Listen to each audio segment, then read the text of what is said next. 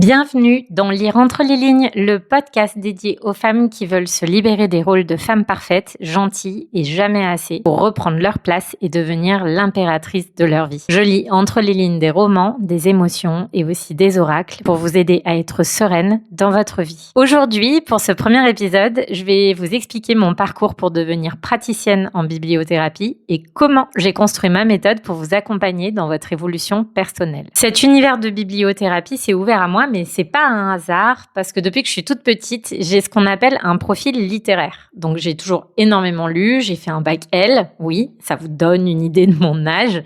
J'ai écrit un roman, bon certes qui n'a jamais été publié, mais j'ai toujours baigné dans cet univers des lettres, des mots, de la fiction. Et donc quand la bibliothérapie s'est présentée à moi, ça a été une évidence que ça allait être ça. Je peux pas vous expliquer le pourquoi et le comment, mais vous voyez, c'est vraiment cette notion de lumière sainte qui m'apparaît.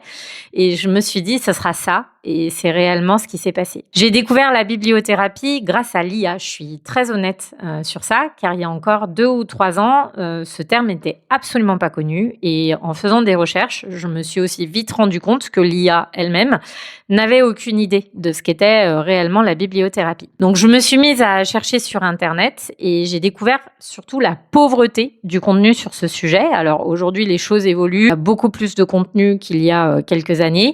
Mais à l'époque, quand j'ai commencé à m'intéresser à ce sujet, il n'y avait rien. Ou alors, je tombais sur des choses qui ne me correspondaient pas et qui étaient pour moi très abstraites. Moi, je suis quelqu'un avec quand même un esprit analytique qui a besoin de savoir qu'elle part d'un point A, qu'elle va arriver à un point B.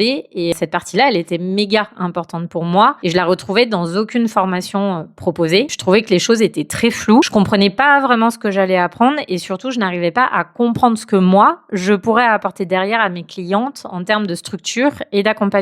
Et pour moi, c'était très important de me dire, OK, je vais accompagner des personnes par la bibliothérapie et je veux amener un réel cadre pour que l'évolution soit réelle. Alors, j'ai cherché, franchement, pendant des semaines et j'étais à 2 doigts de prendre une formation en ligne un peu lambda en me disant, bon, allez, je me lance, on verra bien ce qu'il y a dedans. Et non, évidemment, l'univers n'a pas souhaité du tout que ça se passe comme ça parce que en continuant de fouiller, je pense qu'intuitivement, j'étais pas convaincue de la formation que j'allais prendre. Je suis tombée par hasard sur le site de l'organisme Love for Livre. Je découvre que cet organisme a une formation qui est certifiée Calliope. Donc c'est la première fois que je découvrais un organisme avec une forme, on va dire, de validation par l'État, entre guillemets, parce que le métier de bibliothérapeute aujourd'hui n'est pas du tout reconnu comme tel. Dans cette recherche, j'ai un premier échange où on me propose de m'expliquer ce qu'il y a dans cette formation. Donc j'ai pris rendez-vous sans être totalement convaincue en me demandant s'il y aurait vraiment quelqu'un derrière l'écran au moment du rendez-vous. Et effectivement, il y a bien une personne donc, qui s'appelait Claire qui est venue m'expliquer tout ce que j'allais trouver dans la formation. Donc il faut savoir que c'est une formation en ligne qui se fait en totale autonomie puisqu'à l'époque, tout était fourni via PDF avec des exercices et des sortes de QCM. Et à la fin, avec des échanges, notamment avec Céline Mas, qui est une des cofondatrices de l'organisme et qui est bibliothérapeute reconnue dans le milieu. Et aussi une session de validation avec les fondateurs de l'organisme. Ce qui m'a plu dans cette approche, c'est qu'elle était basée sur les sciences cognitives et les émotions. Ça a pris beaucoup de sens pour moi parce que je traite évidemment dans tous mes accompagnements et dans cette notion du rôle de femme parfaite, toute cette notion des états du moi, enfant, adulte, parent. Et c'était important pour moi de pouvoir lier cet aspect psychologique, le mental, les émotions, dans toute ma formation et ma réflexion de ce que j'allais apporter à mes clientes. Donc j'ai fait cette formation et j'ai pu lier toutes les connaissances que j'avais déjà acquises sur le système cognitif, parce qu'effectivement,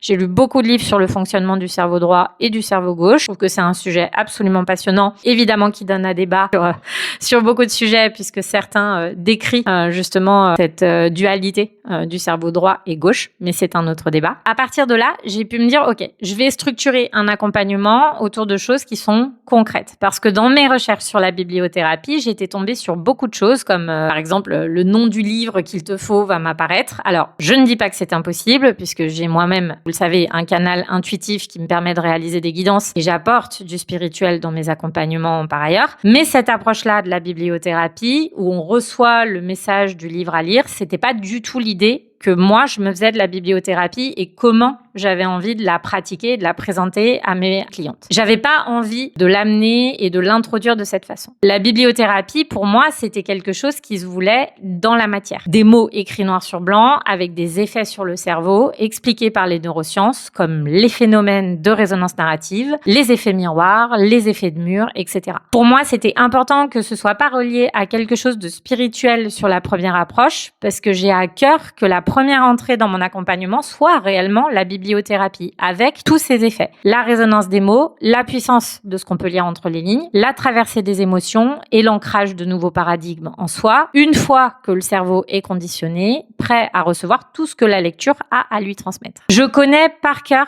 ce que vivent les femmes que j'accompagne, ces rôles de perfectionnisme, ces sentiments de ne jamais être à la hauteur, ces peurs de toujours se voir abandonné par les personnes que l'on aime. Et évidemment, je ferai des épisodes sur ces sujets, mais il est important de saisir que dans mes accompagnements, dans mes readbooks et dans tout ce que je propose, j'ai lu chaque livre que je préconise et donc je sais exactement le déclic que va déclencher le livre, l'émotion qui va venir faire ressentir et cette connaissance à la fois de la puissance du roman que je choisis et de son effet, elle tient à ma propre expérience et au fait de savoir exactement quand le faire lire et à quel moment du processus. Et ça, aucune formation par contre ne peut vous l'apprendre. Ça, c'est tout simplement du vécu, de l'expérience, de la connaissance, de l'intelligence émotionnelle et relationnelle. Et c'est ce qui fait que mon accompagnement est tout simplement unique. Donc c'est en faisant cette formation, en l'abordant de cette façon avec beaucoup de réflexion, de pragmatisme aussi autour de tout ça, que j'ai su comment j'allais construire ma méthode autour de la bibliothérapie et comment j'allais accompagner mes clientes. C'est comme ça que j'ai créé ma méthode LCE, lecture, cognition, émotion. Et c'est comme ça aujourd'hui que j'accompagne toutes mes clientes en bibliothérapie. Voilà comment est née cette méthode que je continue de faire vivre chaque jour avec mes clientes. Une méthode née d'un besoin très simple, celui d'avoir un cadre clair, concret, là où je ne trouvais que du flou. La semaine prochaine, je vous emmène plus loin dans la construction de mes offres avec un nouvel épisode de Lire entre les lignes. En attendant, prenez soin de vous et à très vite.